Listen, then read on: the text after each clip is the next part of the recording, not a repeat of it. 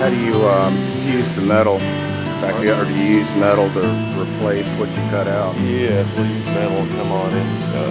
We'll cut probably from here, go through there, and rebuild the inner channel. It's all rusted out, and just replace it.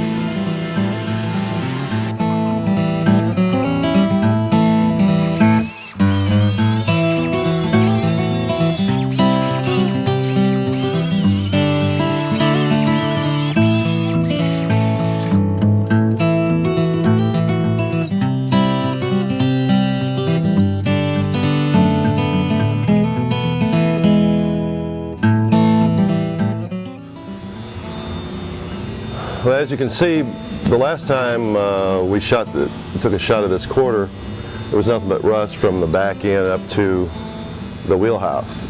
So cut out all that rust, and up front here there was nothing. It was just open.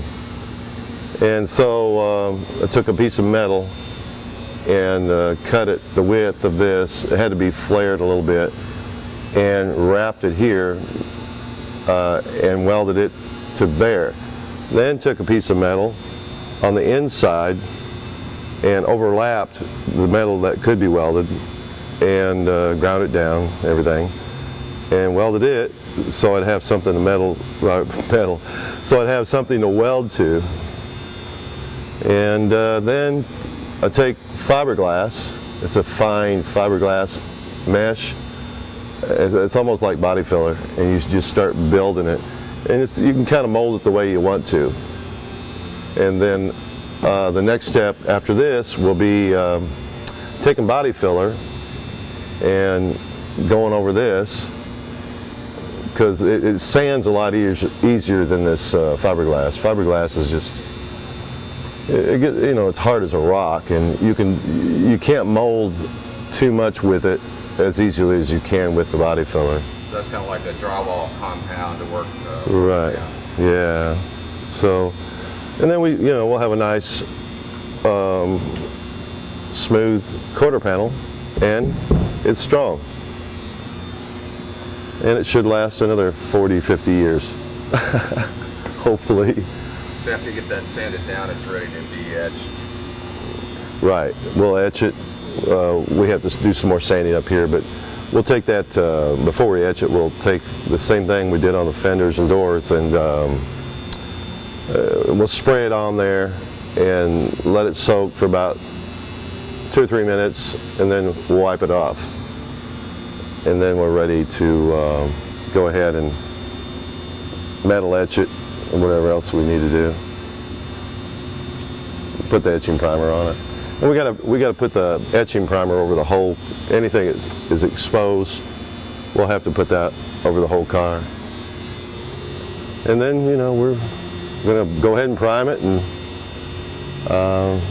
the metal should last a long time.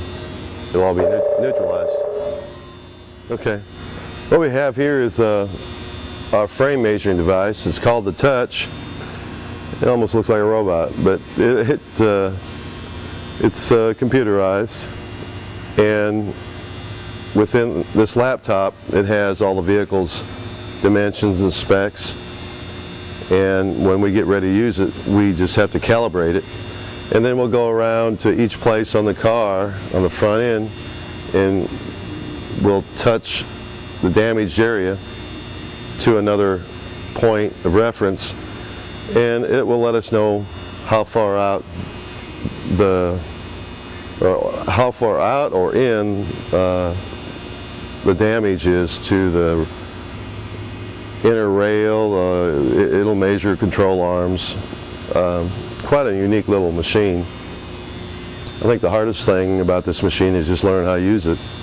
It's pretty kind of high tech for an old guy like me, but it works. A lot easier than the old days when we used tape measures and tram gauges and all that. And then it will give us a readout, a printout of the points that we're measuring, and let us know if we have pulled it far enough and the vehicle's back into specifications by the factory.